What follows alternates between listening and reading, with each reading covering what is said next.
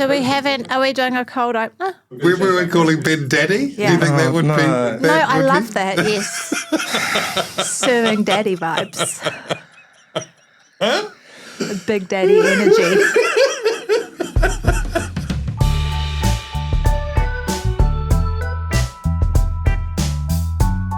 Did I go to a car tour? This is Toby Manhire. It's October the 15th, the morning after the election of 2023. Here we are in the Spinoff studio with Ben Daddy Thomas and Annabelle Lee-Mather. Jai Butler is here on a Sunday, making it all happen. The Spinoff members, our beloved patrons, friends. Shareholders. New Zealand is back on track. The All Blacks won the rugby. It was very stressful. It's gauche to talk about it, but it was very stressful. It wasn't stressful as of last night when there was a presumptive national government, and national governments win Rugby World Cups. Well, there you go. John Key brought 2 home. That's right. Everything changed suddenly, and that was the difference. When they were there, probably they had a big cardboard cutout in the dressing room in Stade France, Annabelle, of Christopher Luxon, the presumptive Prime Minister. Maybe. I was very disappointed for Ireland. I was cheering for Ireland and all oppressed people, which is why I'm not on speaking terms with Australia this morning. Again. I only just started talking to them again, and now we're not talking. You're referring, of course, to the voice referendum, which was voted down by the people of Australia. You this morning missed the rugby, Ben, because you were being a pundit. I was a Q&A. Questions and answers television program. Q&A, yeah, Sunday morning current affairs show, and it reminded me of when I was in Parliament and tobacco companies would call to try and recruit me. And at that point, you knew it happened every That's when you were serving ciggy vibes. Every 6 to 12 months, everyone in Parliament gets a call from the tobacco companies as they work their way down the list. Yeah. And everyone tells them that, and you. and Q&A was the same. I think I was actually approached with, I think the opening line was, "How much are you invested in the Rugby World Cup?" I'm sure that's not true. And look, with the not knowing the outcome on Saturday, I was like, well, we don't know if we're going to win, so I can't let myself get hurt again. And yeah, Well, thank you for your service. You were great, by the way. People were texting me about you. So stressful. Was he? Good. I'm going to watch that later. I haven't looked at anything this morning, so I don't know what's happened. So you, Ben, and Annabelle will have to fill me in. But I do know how everything was looking as of midnight last night. Shall I just go through it quickly up top? In case anyone has missed it. You can sort of skip forward probably about 45 seconds if you know everything. You bloody know it all. The preliminary results, 100% of preliminary results, that's for advanced and ordinary votes. We've got 20% of special votes to come. That's important. We'll come to that later. But as of all of the votes counted, National has won. I think we can say. A W for National. Bigger vote than the polls had suggested, 39%, which would be 50 seats. Labour has fallen quite dramatically, certainly from its last election result of 50.01 to 26.9, which would garner 34 seats. As it stands, that's 17 electorate and 17 list. Quite a few big departures there. Maybe we'll come to that again too. ACT increased their vote, but not by as much as they would have hoped 6 months ago, to 9%. That's 11 seats. They won Tamaki for Brooke Van Velden, who unseated Simon O'Connor, the socially conservative National MP. Never underestimate the ladies. The Greens. By that I mean the lady voters of Tamaki. Sorry, continue. The Greens up to 10.8% and get 14 seats as it stands. I think that's just tipped over into 14. That includes 3 electorates. Chloe Swarbrick. All to your point. All ladies. Annabelle, ladies. The ladies. It's ladies' night. Chloe Swarbrick retained Auckland Central. Tabitha Paul smashed it in Wellington Central in a 3-way race, but it was clear very early that it was hers. I saw her a bit on the campaign in there, and she's a very good campaigner. She's fantastic. She's very impressive. I mean, how long has she been on the Wellington Council now? About 4 years, and she's about 16, 17 years old. So. And she was the first president of Māori president of University, Wahine Māori. I actually was talking to someone in the Green Party about this, someone senior Green Party, who was just sort of marvelling at it, and you can see it. She has an incredible kind of rhythm.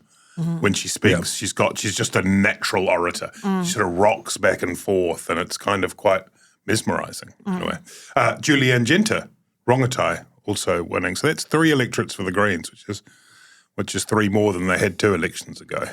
So that's impressive for them.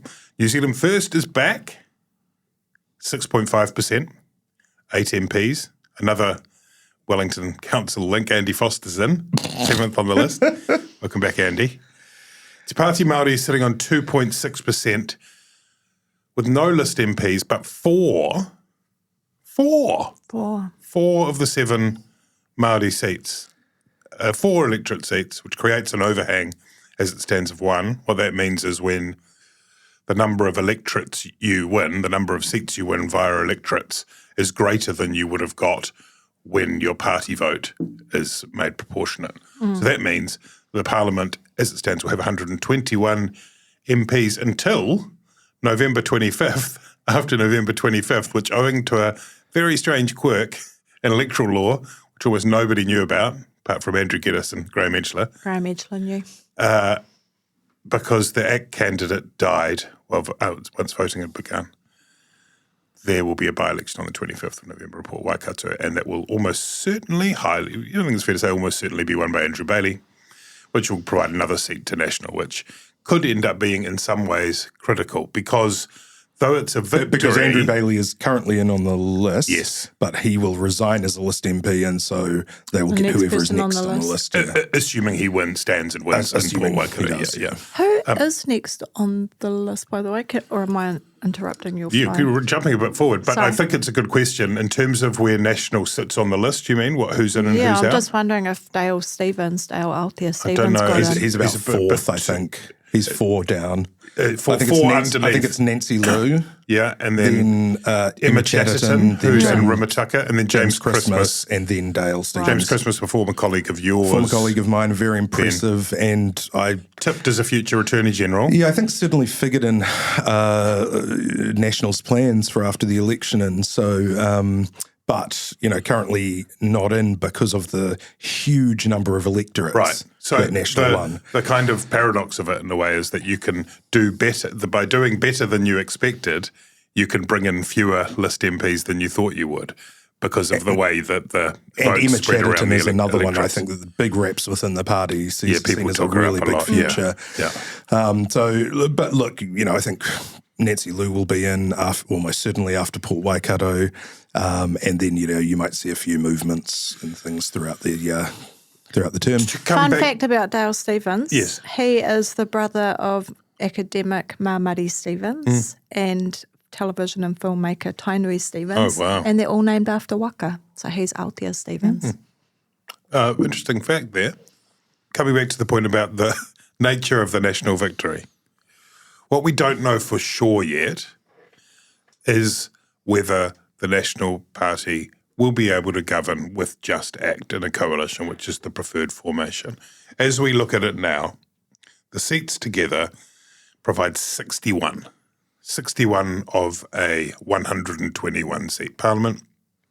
We can assume that would become 62 of a 122-seat parliament. Now, before we can be sure those numbers are right, we need to wait for specials. And specials historically have helped the left a bit. Specials could also, and we'll come to this a bit more when we get into the Māori seats because there's a lot to talk about there, there's also the possibility of that overhang extending. So therefore, the parliament becoming more like 123 seats. That's what it was looking like for a while For a while night. there, when the Māori Party were leading in 6 seats. There was a 3, maybe 1.4. But anyway, a lot. And that would act against that would weaken, dilute the majority. So there's a few moving parts there, Ben. I guess the question is it enough as it stands for Christopher Luxon and the National Party to proceed on the basis of a two-party coalition? Or, you're advising the National Party here, do you jump in a car up to the Duke of Marlborough Hotel, sit down for a beer with Winston Peters and say, let's see what we can work out here just in case? I mean, I think you wait for specials. So you just wait for 2 weeks? No. Yeah, well, look, maybe send him a fruit basket, congratulate him on getting back into Parliament. Good. Good. I'd do that. But wait and see how things shake out. You're right, traditionally National lose 1 or 2 seats on the specials. There's some speculation that could be a little different this year because of, the real desertion of Labour, but then, maybe that just helps the Greens because Labour has been deserted on all sides. You mean overseas? Not just overseas. No, I mean, look, we've seen across the board. We've seen some pretty unusual things happening. So sure. Who knows? Sure. But let's split the difference. Say they lose 1, then there'll be 1 short, or they'll be sort of just on 1 once Bailey comes in. And look, you're always, you will always have the possibility of a Godav Sharma or a He was Jamie on the Lee Twitter Ross, last night. or that's right. He was back on Twitter. He was like, just like I predicted, or something. They would have been sitting in drafts for many, many months. It was a sort of I told you so. He tweeted something about Michael Woods. And if you are constantly, it's this sort of like in America in the Senate, where the Democrats are always beholden to Joe Manchin, you don't really want to be in that position where any one person, can become the sort of kingmaker themselves. Yeah. So, look, I think they'll probably, on confidence and supply at least, they'll want to reach some sort of an accommodation with New Zealand first.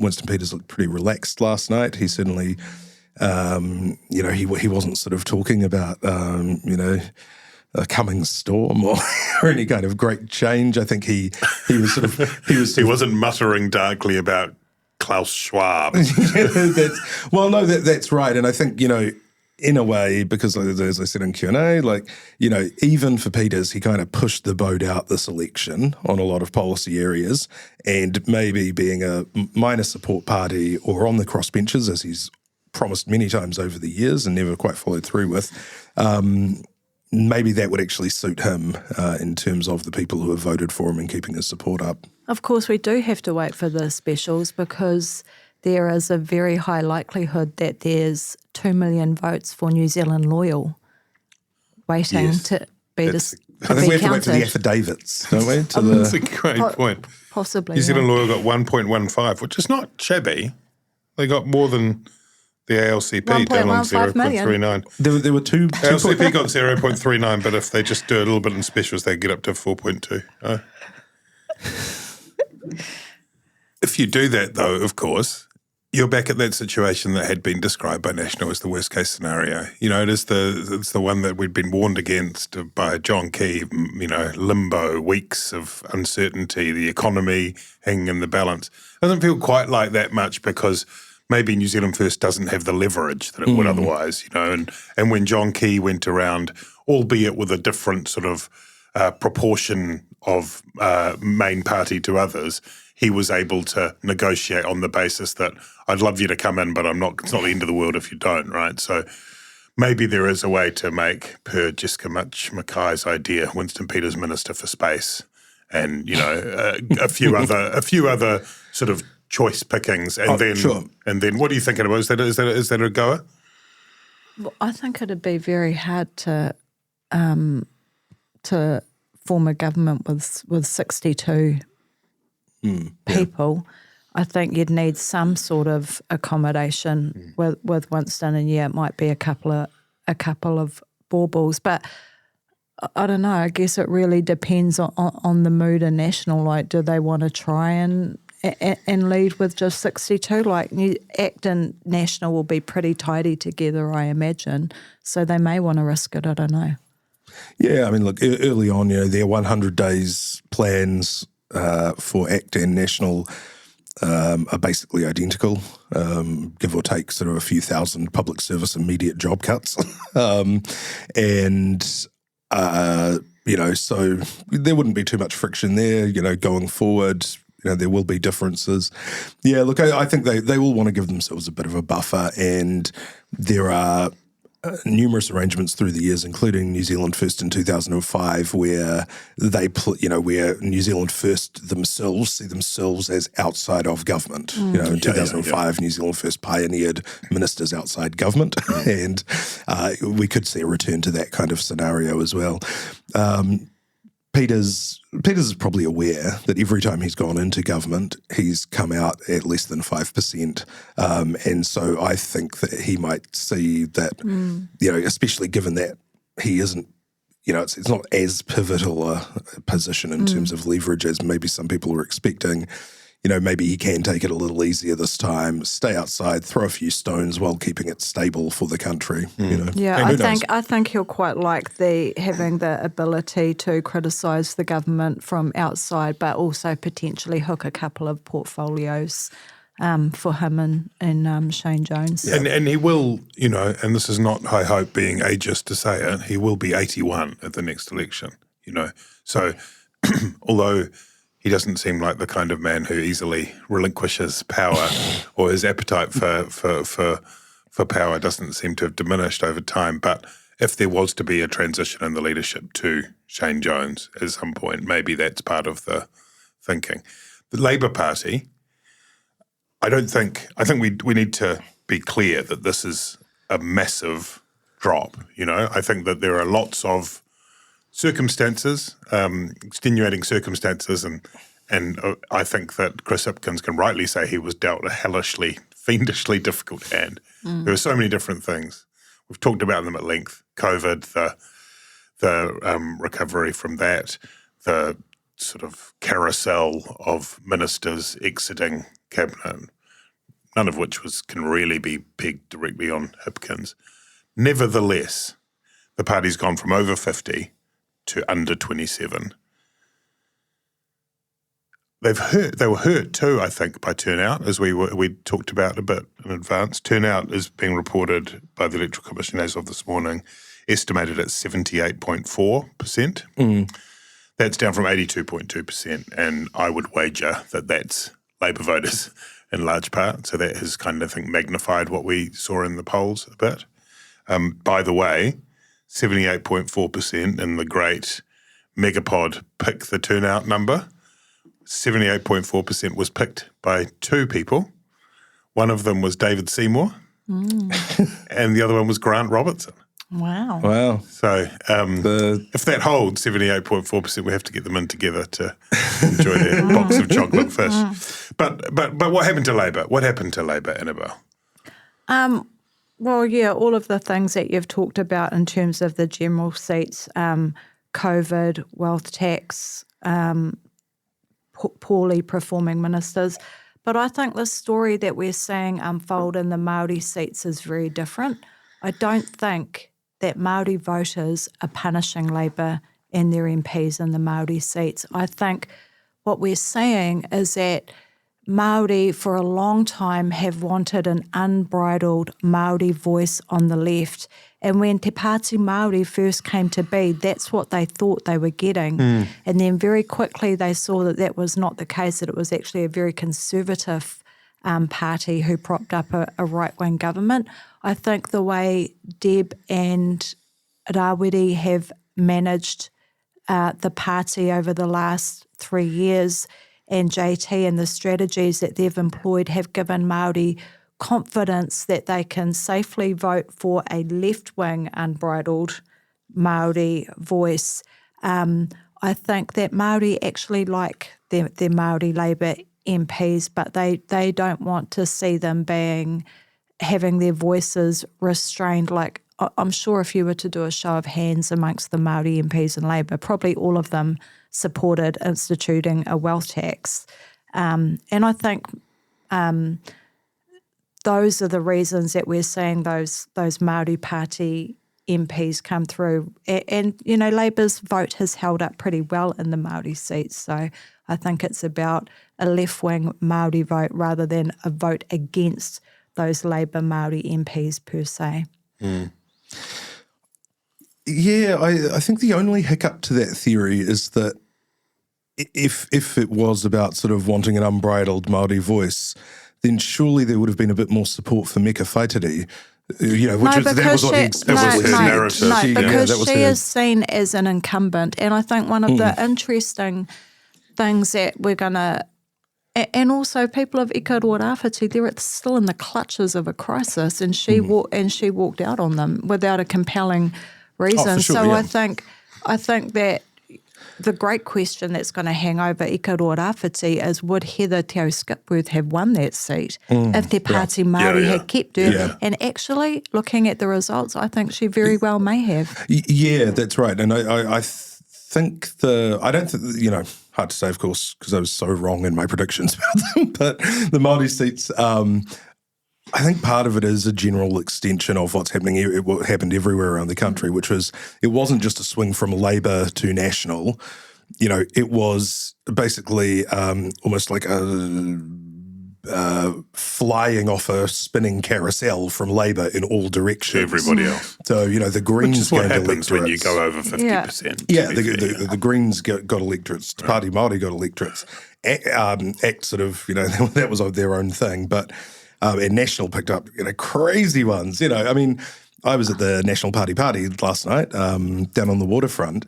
And, as soon as I met somebody, I just had to say, congratulations, just in case they were a presumptive winner of an electorate that I'd never heard of, and I was down there too, briefly, and as I arrived, there was a chant of Carlos, Carlos, Carlos, and it was the team of Carlos Chung, the national candidate for Mount Roskill, who has beaten Michael Wood. definitely someone that I've heard of before. Extraordinary. Can I say the other thing that's happened in the Māori seats is that Māori see the rise of the right and the rhetoric that's happening on the right, and so that vote is also, again, like I said before, not just about punishing Labour, but sending a strong signal to the right who wants to erode the rights of Māori in terms of treaty, equity, te aka whai ora, which is probably now gone. And so it is a protest vote, but it's not a protest vote against what was just the government. It's a protest vote about to the incoming government.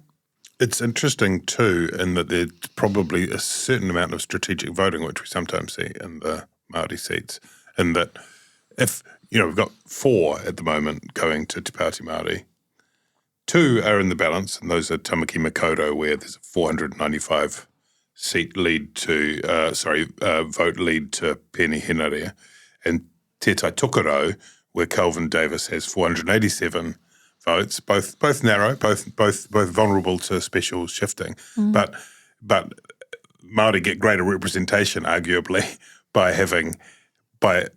making that overhang happen. And having, therefore, per your theory, more strength on the left. Well, like Ben says, Māori are the most strategic voters in the country, and there's been this narrative that Māori only ever vote national. But if you look at places like Te Tai Tokerau and the churn in those seats over the last 30 years between Labour, New Zealand First, Te Pāti Māori, Mana Pāti, all of that, you cannot bank on Māori votes. Māori votes are no longer safe votes. No one has, a mortgage on the Māori votes anymore. Te Tai Tonga, can we just talk quickly about that as well? I mean, that has been sort of almost. I mean, not to say that it's necessarily an issue of royal succession or primogeniture or whatever, but the Tirakatene whānau has had a grip on that for a long time. Yeah. But literally the better part of it, about more than 70 years over the last 100 years. And you were bigging up on this podcast the other day, Annabelle, Tākuta Ferris, and he's in. Yeah, he's in. Can I say and great for him. If I was Māori TV, I'd be demanding a refund on their poll results because they were so wildly out. And that's not good because polls influence the way people think and the way people vote. But anyway, he's pulled off an incredible victory there. And he, like I said before, is the future of the Māori Pāti. I saw Rino do an interview very early in the evening on Whakaata Māori last night. Literally only about maybe 15% of the vote was counted. And he did a very gracious, essentially, concession kōrero and said that, he is pleased to see that such strong advocacy for te iwi Māori will remain, and talked about, this is the world of politics, the tide rises and the tide goes out. And what I really appreciated about his kōrero is that sometimes in the Māori seats people get a sense of entitlement, and when the vote doesn't go their way, they berate Māori voters and compare them to like bashed women and all of that sort of stuff. And, Rino was incredibly gracious and classy in his kōrero last night, as was Nanaia, and who would have thought that he'd be unseated, but he's a phenomenal competitor, taku tai. Nanaia Mahuta, 26 years. These are two real sort of dynastic topplings. Absolutely, And what's your sort of thought on a few things were kind of clicking together in my head that Duncan Grieve of the Spinoff actually did a really, I kind of hated him for writing it because it was a long profile that made me like Shane Jones again. And Jones there, he talked about how when he was sort of coming up, in what was then called Māoridom, now would be like Te Ao Māori. Yeah, it's funny how we don't say that It was anymore. people like, Matu Rata and things like that. And he said, nowadays, people are getting, they're following more in the footsteps of Moana Jackson or Elizabeth, not Elizabeth Rata, the exact opposite, Margaret Mutu, and sort of drawing more, from sort of identity as Indigenous peoples, sort of broadly. And Debbie Ngāti Wapaka, I know, has sort of talked about, more rangatahi, sort of see Māori identity as like, really primary to their everyday lives, in a sense that, that maybe wasn't previously. Yeah. And so, to what extent do you think that was sort of reflected? Yeah, it'll be interesting to know, and I think it'll be quite hard to know until we see what the breakdown of voted turnout is in terms of rangatahi.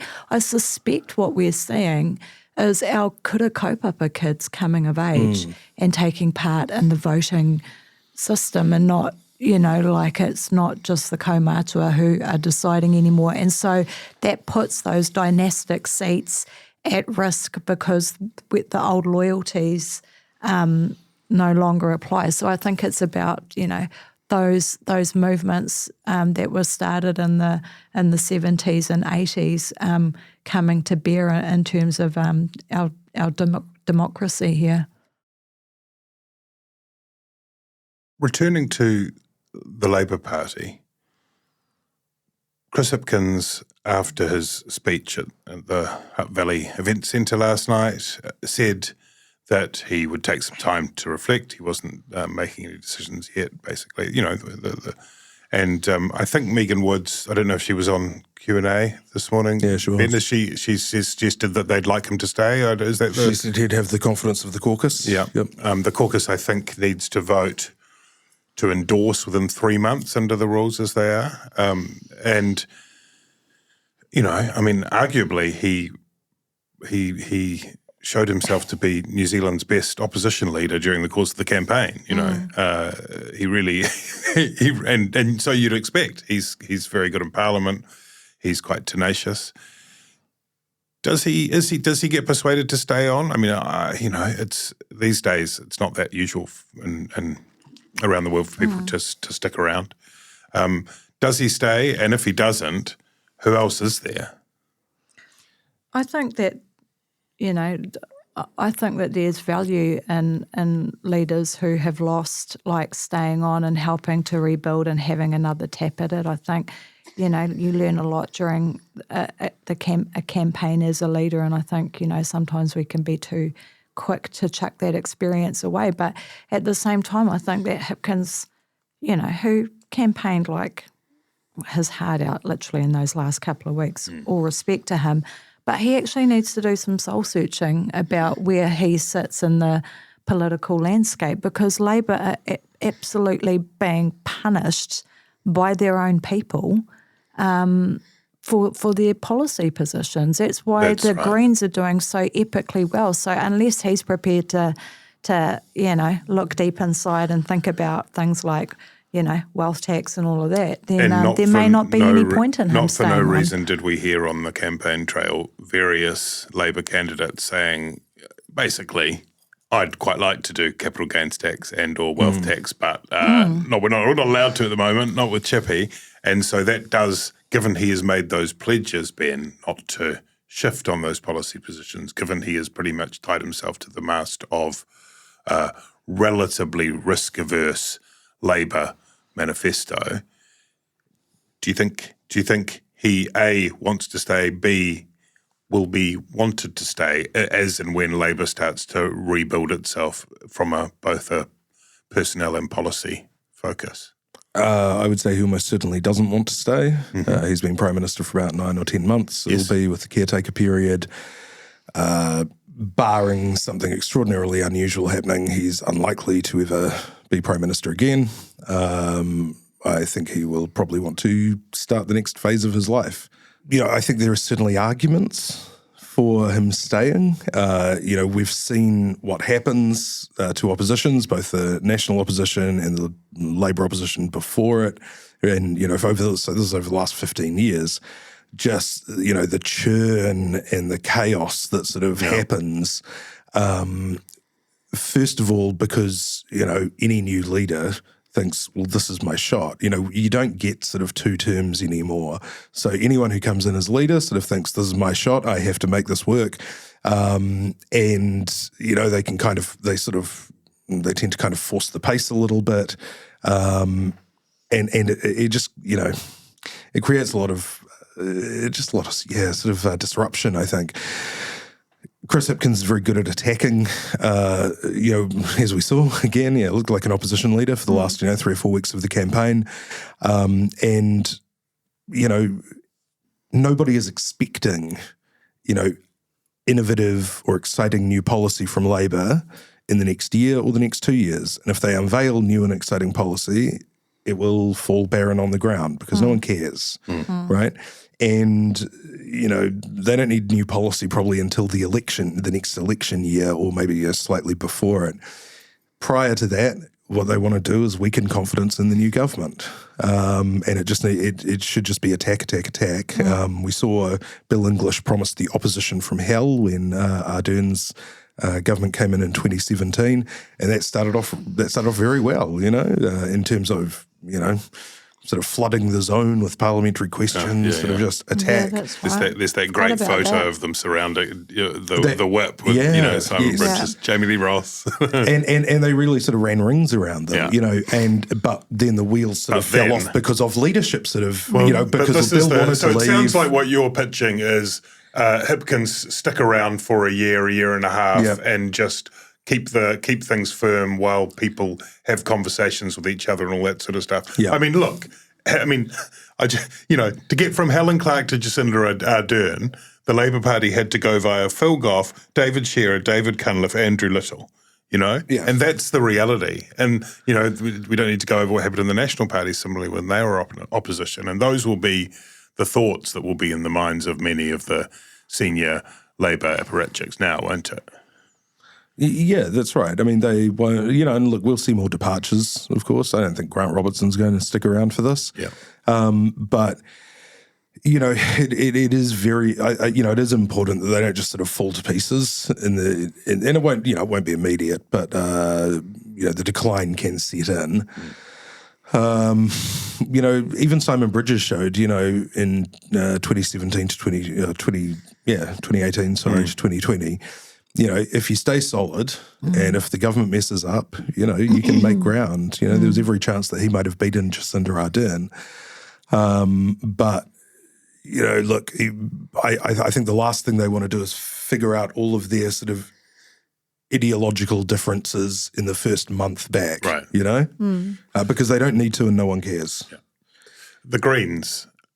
I went by their event last night too, and there was a real sense of upbeat mood there, which is interesting. It's a record result. Why shouldn't it be? But also, they're well away from the levers of power. 14 MPs, though. We talked about those electorate wins. That's a pretty impressive result. The question of leadership crops up for the Greens too. I think that both leaders could probably stay given this result if they wish to. Marama Davidson, I think, might quite fancy it, and I'm wondering, Annabelle, whether James Shaw wants to stick around for what would be, he's there to be climate change minister, isn't he? That is his overwhelming driving passion in politics, and the chances of him having that again, let's face it, were probably 6 years ago, 6 years away at best, most likely, given the way that we normally do government. And so I'm wondering whether it's Marama Davidson, Chloe Swarbrick leadership in the Green Party. Possibly. I don't know James well enough to know if there's a desire there for him to stand down now, or if he'll feel obliged to stay on and help blood up all of these new MPs that they've brought into Parliament. And Matidia talked well last night, I thought, on TVNZ about how there is so much mahi to do when you're in opposition, especially when you've just brought in a big chunk of new MPs. And I think if the Greens have shown us anything, it's about how effective you can be in opposition, and, particularly so during Matidia's tenure with some of the policies they were able to get over the lines, like the, the warm housing, all of that the sort of stuff. The insulation and lots of other things as well. Yep. Yeah, and look, even though a teal deal will never happen, there's no reason they can't get a memorandum of understanding from Luxon for a bit more insulation. Yeah, that's rheumatic fever stuff. That was the other one. That seems to be something that National and the Greens, usually come to terms on.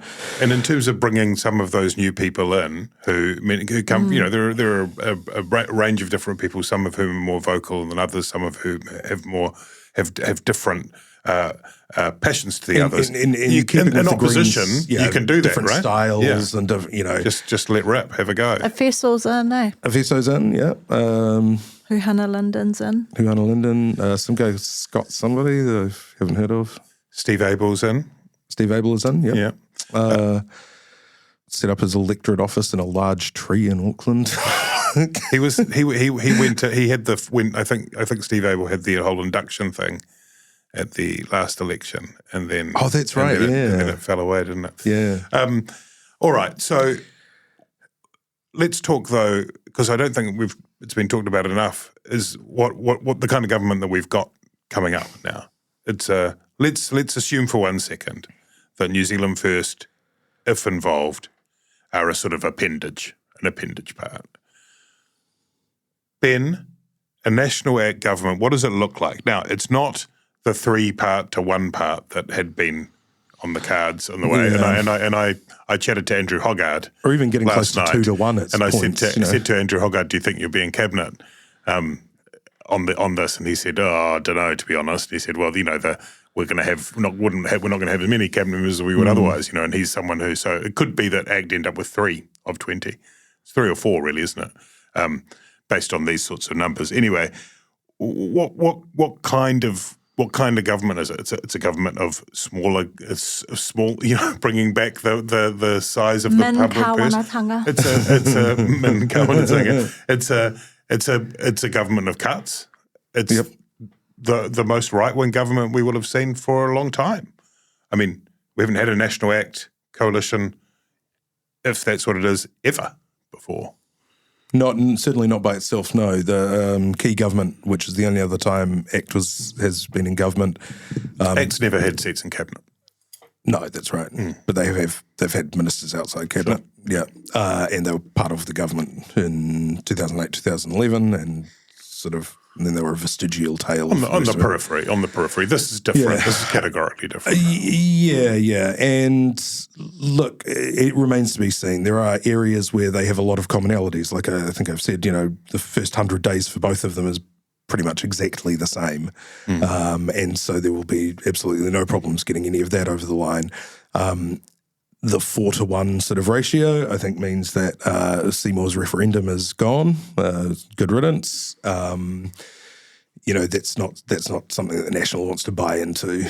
But then, in other areas, sort of treaty relationships, there are commonalities between the two, that are sort of less sinister, which is that, Active long believed in devolution and localism.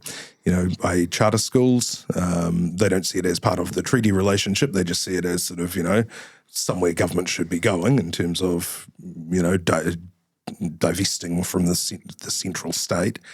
And that's also something that Luxon is very big on. It was notable that he said, we need to all work together.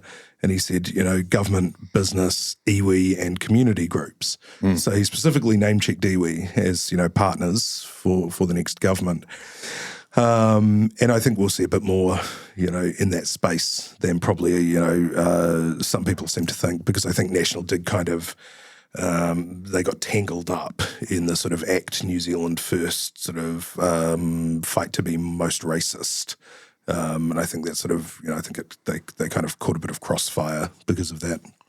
He also has, as a requirement, which was sometimes phrased as almost a bottom line or not, a referendum on the definition of the Treaty of Waitangi. Yeah, that's the referendum that's gone. Which included didn't use the word Māori or iwi or anything. That's gone. You think that's gone? That's gone. That's not happening. Do you feel confident about that, Annabelle? I feel like because everybody's saying that it's gone, that it might not be gone. That he might dig his heels in. Is this about how much you wanted the Irish to win the rugby? A little bit. I think I'm interested to know what happens with the firearms license thing.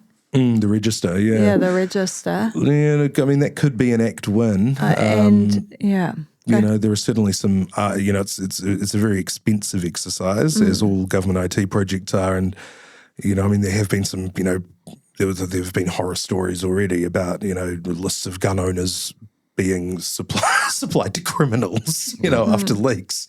Which is that's the nightmare scenario for this sort of thing. So, I think there can certainly be some movement there. One of the interesting things will be where ACT and New Zealand First, say, have commonalities, kind of who gets to announce it, But, look, I think the other thing will be, the size of the state, trimming down, the costs of the public service. But the other thing, quickly Te Aka Whai Ora gets dismantled? Yeah, look, that'll be gone. That'll be folded back into either Te Whatu Ora or the Ministry of Health, in the different roles, the commissioning, I guess. Do you think the Ministry of Māori Development, Ministry of Pacific Island Affairs, Human Rights Commission, do you think all of those things will go as he campaigned? No, I wouldn't have thought so. No, I mean, certainly not Ministry for Pacific Peoples. Look, there is an argument that Te Puni Kōkiri, since the creation of Te Arawhiti, the Crown Māori Relationship Office, there is an argument that Te Puni Kōkiri doesn't really have that much of a function. Right now it basically exists to sort of distribute grants, and it's you can sort of think that there might be efficiencies there. Te Puni Kōkiri is certainly not a high performing government agency and hasn't been for a long time. So. But in terms of Ministry of Pacific Peoples, that sort of thing, I think, no, you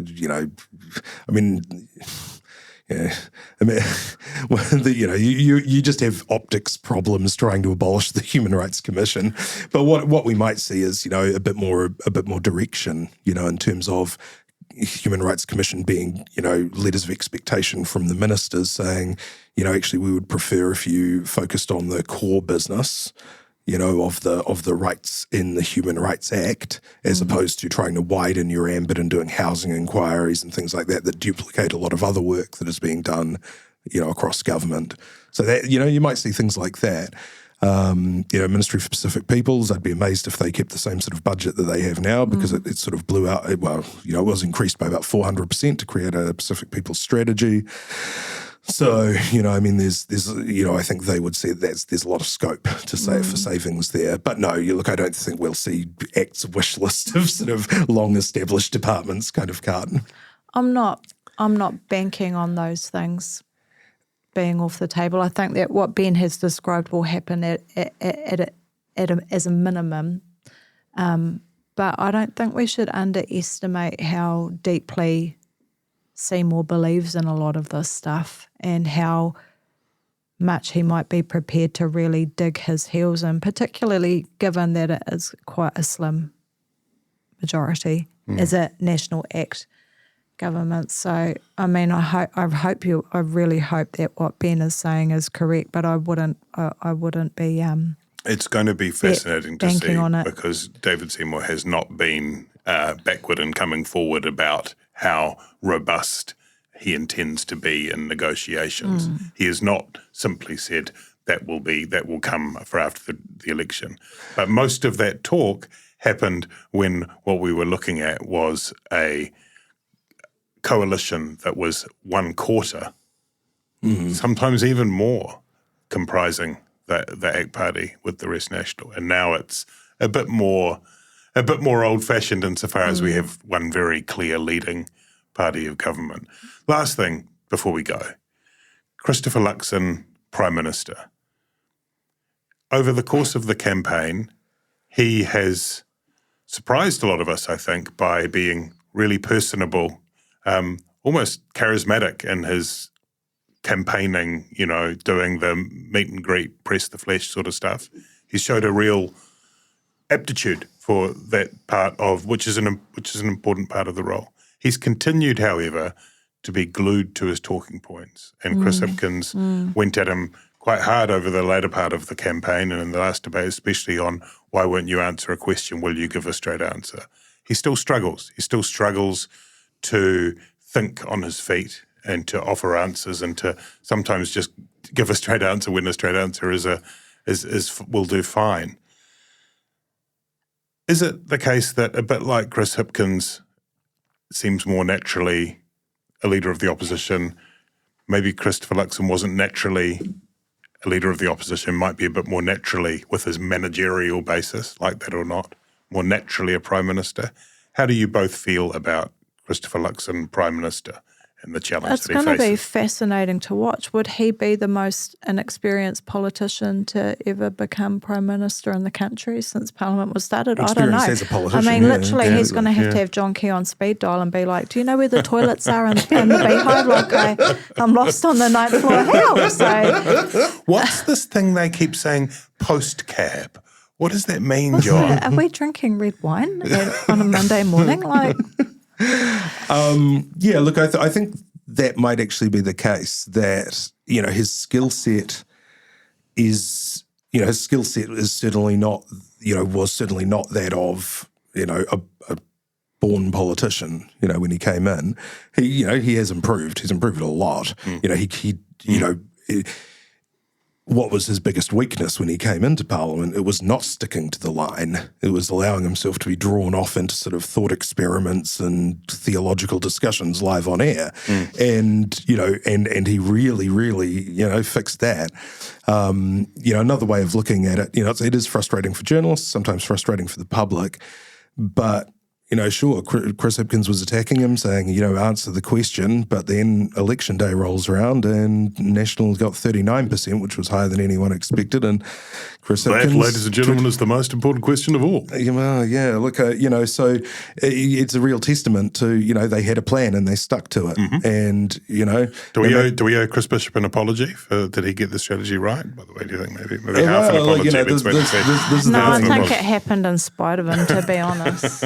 It really is a sort of, the QED, the thing speaks for itself. Was it a successful campaign? Well, they're going to form a government, so it was. Yeah, absolutely. I think, we've seen Luxon struggle when he's being questioned or, there's some, demand for accountability or transparency. And I do think that certainly in the first few months of his prime ministership, he's going to struggle with the shock and awe of what's demanded of you in terms of those things as a PM as opposed to just a leader of the opposition. The other thing, though, is that as PM, he'll have the whole public service. They were operating in a low information environment, right?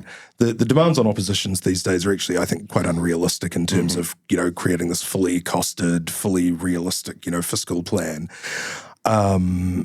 that's meant to sort of, stand up to all scrutiny and be, completely unassailable. When you're in government, that all gets done for you. And once he has the sort of he certainly seems like somebody who can process information very quickly. He's got that chief executive mindset. You'll find that, he isn't lost for answers as Prime Minister as much, right? Because he will be in a position, unlike really as the leader of the opposition, where he has access to much more information than the people asking him the questions, and he's driving the agenda. And the briefings and roll in. He's setting the tone. He's deciding what he talks about at postcab. So, look, I actually think, it is one of those things where he will be a better Prime Minister. Jacinda Ardern was a much better Prime Minister than she was an opposition politician. Well, she pulled off the great trick of never being... She was only leader of the opposition for like 2 months. Well, that was it. That was the trick. She never really had to be that's right. a quotidian leader of the opposition. And for almost 10 years before perfect that, timing. She didn't land hits. That's the deal. Chris Hipkins, what we need you to do is just hang on, mate, for a little longer, by which we mean until 6 weeks out from the next election, at which point we'll have worked out who the next one is. Look, we got to go. Congratulations to everybody who's been elected. Genuine congratulations and genuine commiserations to those who've missed out. It's tough. We wish you all the best. We're now on our 5th Prime Minister at Gone By Lunchtime, believe it or not. Are we? Yeah. Yeah, true. Wow. Key English, Ardern, Hipkins, Luxon. So there you go. And we showed no signs of flagging. The gas is still in the tank. And with luck, we will be back very soon. Thanks, everyone. Kia ora.